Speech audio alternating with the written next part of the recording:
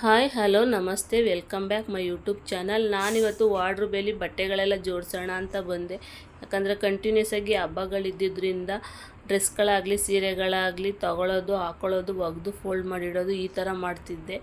ಇವಾಗ ಹಬ್ಬಗಳೆಲ್ಲ ಮುಗ್ದಿದೆ, ಅದಕ್ಕೆ ಎಲ್ಲನೂ ನೀಟಾಗಿ ಜೋಡಿಸಿಟ್ಬಿಡೋಣ ಅಂತ ಬಂದೆ. ಈಗ ನಾನು ಸಾಯಂಕಾಲದಿಂದ ಈ ವ್ಲಾಗ್ನ ಕಂಟಿನ್ಯೂ ಮಾಡ್ತಾಯಿದ್ದೀನಿ. ನಾನು ಬೆಳಗ್ಗೆಯಿಂದ ಯಾವುದೇ ವೀಡಿಯೋ ಮಾಡಿರಲಿಲ್ಲ. ಈಗ ಯಾರೆಲ್ಲ ನನ್ನ ಚಾನಲ್ಗೆ ಸಬ್ಸ್ಕ್ರೈಬ್ ಆಗಿಲ್ಲ ಪ್ಲೀಸ್ ಸಬ್ಸ್ಕ್ರೈಬ್ ಆಗಿ, ಲೈಕ್ ಮಾಡಿ, ಶೇರ್ ಮಾಡಿ, ಕಮೆಂಟ್ ಮಾಡಿ. ಬನ್ನಿ, ಇಷ್ಟೊಂದು ಬಟ್ಟೆಗಳಿತ್ತು ಜೋಡಿಸಿಡೋದು. ಅಷ್ಟು ವಾರ್ಡ್ರೋಬಲ್ಲಿರೋ ಬಟ್ಟೆ ಎಲ್ಲ ತೆಗೆದು ಜೋಡಿಸಿ ಅದನ್ನು ಜೊತೆಗೆ ಇದನ್ನೂ ಮಡಿಸಿಡೋಣ ಅಂತ ಒಂದೇ ಫಸ್ಟು ಸ್ಯಾರಿಗಳೆಲ್ಲ ತೆಗಿತಾ ಇದ್ದೀನಿ. ಇವಾಗ ನಾನು ಮೇಲ್ಗಡೆ ತುಂಬ ಸಿಂಪಲ್ಲಾಗಿರೋ ಸ್ಯಾರಿನ ಇಟ್ಟಿದ್ದೀನಿ. ಮತ್ತು ಹ್ಯಾಂಗರ್ಗಳಿಗೆಲ್ಲ ವರ್ಕ್ ಸೀರೆಗಳು, ಬಾರ್ಡ್ರ್ ಸೀರೆಗಳು, ಈ ಥರ ಸೀರೆಗಳನ್ನೆಲ್ಲ ಇಟ್ಕೊಂಡಿದ್ದೀನಿ. ಈಗ 2 ಸ್ಟೆಪ್ಪು ಬಟ್ಟೆಗಳನ್ನ ನಾನು ಫೋಲ್ಡ್ ಮಾಡಿಟ್ಟೆ. ಇನ್ನು ಮಿಕ್ಕಿದ್ದು ಆಮೇಲೆ ಮಾಡ್ಕೊಳ್ಳೋಣ. ಯಾಕಂದರೆ ನನ್ನ ಹಸ್ಬೆಂಡ್ ಕೆಲಸಕ್ಕೆ ಹೋಗೋಕ್ಕೆ ಟೈಮ್ ಆಗ್ತಾಯಿತ್ತು. ಅವರು 7 o'clockಗೆಲ್ಲ ಹೊರಟುಬಿಡ್ತಾರೆ. ಹಂಗಾಗಿ ನಾನು ಫಸ್ಟ್ ಅಡುಗೆ ಮಾಡಿಬಿಡೋಣ ಅಂದ್ಬಿಟ್ಟು ಇವಾಗ ಅಡುಗೆ ಮಾಡ್ತಾಯಿದ್ದೀನಿ. ಅನ್ನಕ್ಕೆ ಇಟ್ಕೊಂಡಿದ್ದೀನಿ ಇವಾಗ ಕುಕ್ಕರಲ್ಲಿ. ಇದು ವೆಜಿಟೇಬಲ್ ಎಲ್ಲ ಖಾಲಿಯಾಗಿತ್ತು, ಹಂಗಾಗಿ ಕವರೆಲ್ಲ ತೊಳೆದು ಫೋಲ್ಡ್ ಮಾಡಿ ಎತ್ತಿಡ್ತಾಯಿದ್ದೆ. ಮತ್ತು ಇವಾಗ ಉಪ್ಸಾರು ಮಾಡೋಣ ಅಂದ್ಬಿಟ್ಟು ಹೀರೆಕಾಯಿ ತೆಗೆದಿಡ್ತಾಯಿದ್ದೆ. ಯಾಕಂದರೆ ತುಂಬ ದಿನ ಆಗಿತ್ತು ಉಪ್ಸಾರು ಮಾಡಿ. ಹಂಗಾಗಿ ಮೆಣಸೆಕಾಯಿನೂ ಹುರ್ಕೊಂಡು ಇವಾಗ ಹೀರೆಕಾಯಿನೂ ಹೆಚ್ಕೊತಾ ಇದ್ದೀನಿ.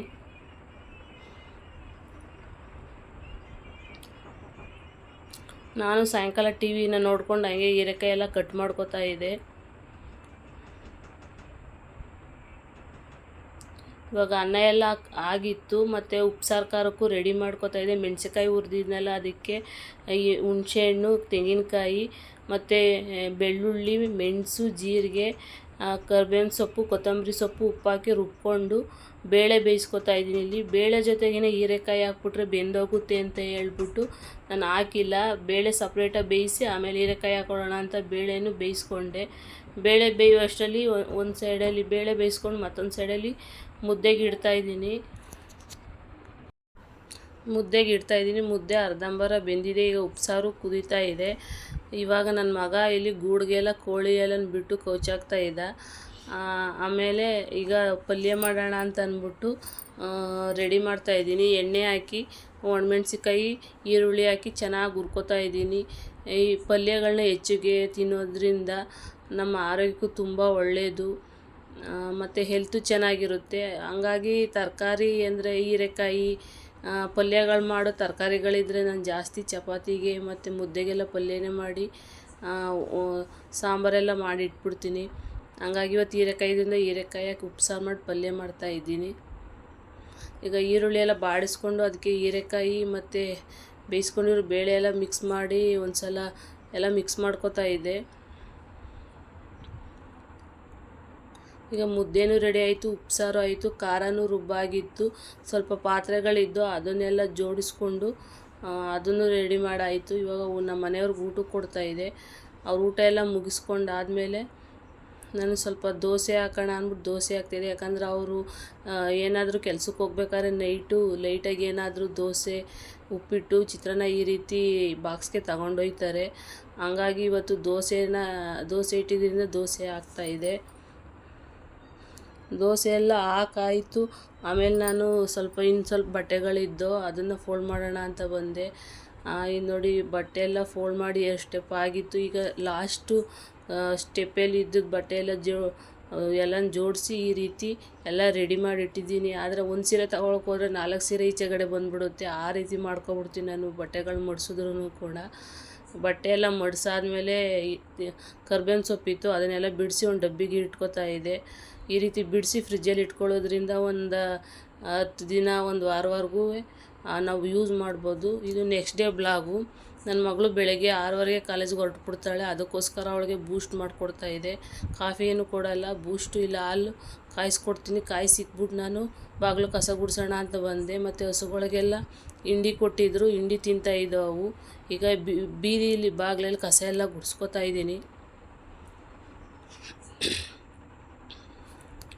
ನನ್ನ ಮಗಳು ಕೂಡ ಕಾಲೇಜ್ಗೆ ರೆಡಿ ಆಗ್ತಾಯಿದ್ಲು.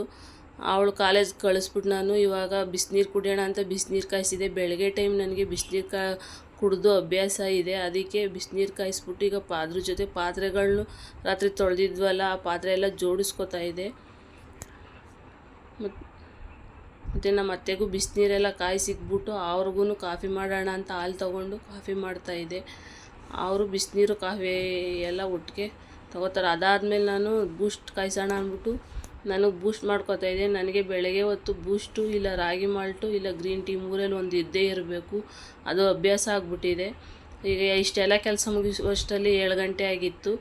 ಈಗ ಹಿಂದೆಗಡೆ ಅಡುಗೆ ಮನೆ ಇದೆಯಲ್ಲ, ಅಲ್ಲಿ ಒಂದು ಬೀರು ಇದೆ, ಅಲ್ಲಿ ಬಟ್ಟೆ ಎಲ್ಲ ಫೋಲ್ಡ್ ಮಾಡೋಣ ಅಂತ ಬಂದು ಅದು ಕೆಲಸ ಮುಗಿಸಿ ಸ್ವಲ್ಪ ಡ್ರಾಯರೆಲ್ಲ ಇದಾಗಿತ್ತು, ಮೆಸ್ಸಿಯಾಗಿತ್ತು, ಅದನ್ನೆಲ್ಲ ಕ್ಲೀನಾಗಿ ಜೋಡಿಸಿ ಈಗ ತಿಂಡಿ ಮಾಡೋಣ ಅಂತ ಬಂದೆ. ತಿಂಡಿಗೆ ಚಪಾತಿ ಮಾಡ್ತಾಯಿದ್ದೆ ಮತ್ತು ಸ್ವಲ್ಪ ಒಬ್ಬಟ್ಟು ಹೂರ್ಣ ಕಣ್ಕಾಯಿ ಎಲ್ಲ ಇತ್ತು, ಅದನ್ನು ತಟ್ಟೋಣ ಜೊತೆಗೇನೆ ಅಂದ್ಬಿಟ್ಟು ಅದನ್ನು ತೆಗೆದಿಟ್ಟೆ. ಚಪಾತಿ ಹಿಟ್ಟೆಲ್ಲ ಕಲಸಾಗಿದೆ. ಆ ಹಬ್ಬದಲ್ಲಿ ಸ್ವಲ್ಪ ನಾನು ಹೀಗೆ ಹೂರ್ಣನ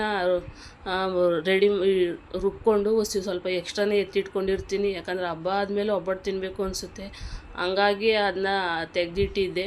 ಈಗ ಟೊಮೊಟೊ ಗೊಜ್ಜು ಮಾಡ್ತಾಯಿದ್ದೀನಿ. ಈ ರೀತಿ ಟೊಮೊಟೊ ಗೊಜ್ಜು ಮಾಡೋದ್ರಿಂದ ಚಪಾತಿನ ಇನ್ನೊಂದೆರಡು ತಿನ್ಬೋದು ಅನ್ನಿಸ್ತದೆ, ಯಾಕಂದರೆ ಹಣ್ಣಾಗಿರೋ ಟೊಮೊಟೊನ ಈ ರೀತಿ ಕಟ್ ಮಾಡಿ ಗೊಜ್ಜು ಮಾಡೋದ್ರಿಂದ ಟೇಸ್ಟ್ ತುಂಬ ಚೆನ್ನಾಗಿರುತ್ತೆ. ಸಿಂಪಲಾಗಿದ್ರೂ ತುಂಬ ರುಚಿಯಾಗುತ್ತೆ.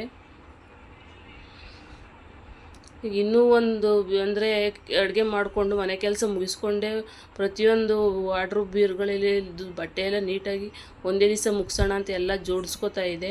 ಈಗ ತಿಂಡಿ ತಿನ್ನೋಣ ಅಂತ ಬಂದು ತಿಂಡಿಗೆ ನಾನು ಚಪಾತಿ, ಟೊಮೊಟೊ ಗೊಜ್ಜು ಮತ್ತು ಕಲ್ಲಂಗಡಿ ಹಣ್ಣಿನ ಜ್ಯೂಸು, ಸೌತೆಕಾಯಿ ಎಲ್ಲ ರೆಡಿ ಮಾಡಿಟ್ಟಿದ್ದೆ. ಇದು ವೆಯ್ಟ್ ಲಾಸ್ ಥರ ಫುಡ್ ಇತ್ತು, ಯಾಕಂದರೆ ಒಂದೊಂದ್ಸಲ ಈ ಥರನೇ ನಾನು ಪ್ರಿಪೇರ್ ಮಾಡಿಬಿಡ್ತೀನಿ. ಬೇಸಿಗೆಗಾಲಕ್ಕೆ ಇದು ತುಂಬ ಆರೋಗ್ಯಕರವಾದ ತಿಂಡಿ ಅಂತಲೇ ಹೇಳ್ಬೋದು.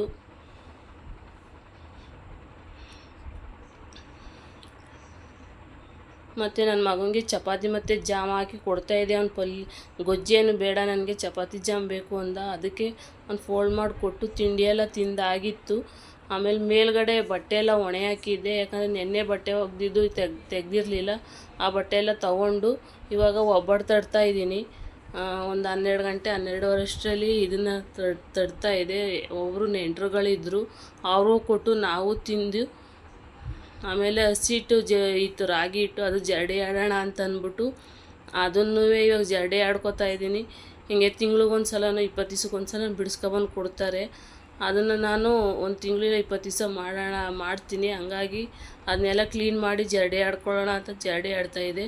ಜೊತೆಗೆ ಜೋಳದ ಹಿಟ್ಟಿತ್ತು ಮತ್ತು ಅಕ್ಕಿ ಹಿಟ್ಟಿತ್ತು, ಎಲ್ಲನೂ ಒಟ್ಟಿಗೆ ತಿರುಗಿದ್ರೆ ಯೂಸ್ ಮಾಡ್ಕೊಳ್ಳೋಕೆ ಸರೋಗುತ್ತೆ. ಮುದ್ದೆ ಮಾಡೋಕ್ಕೆ ಒಂದೊಂದ್ಸಲ ಜೋಳದ ಮುದ್ದೆನೂ ಮಾಡ್ಕೊ ತಿಂತೀವಿ.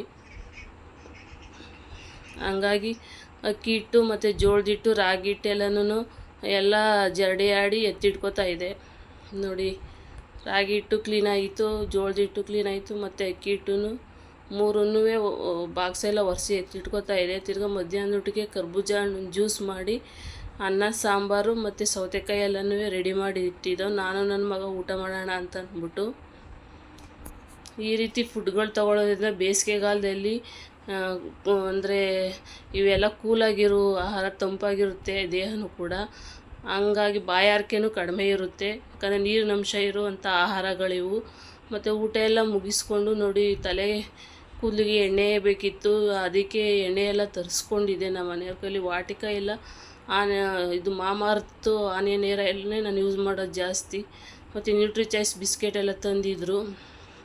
ಇದು ಮನೆಗೆ ಬೇಕು ಅಂತ ತರಿಸ್ಕೊಂಡಿದ್ದು, ಇದು ಯಾವುದೇ ಪ್ರಮೋಷನ್ ವಿಡಿಯೋ ಅಂತೂ ಅಲ್ಲ. ನನ್ನ ಮಗನಿಗೆ ಅಂದ್ಬಿಟ್ಟು ಬಿಸ್ಕೆಟ್ ಎಲ್ಲ ತೊಗೊಬಂದಿದ್ರು, ಅದನ್ನು ತೋರಿಸ್ತಾ ಇದೆ ಅಷ್ಟೇ.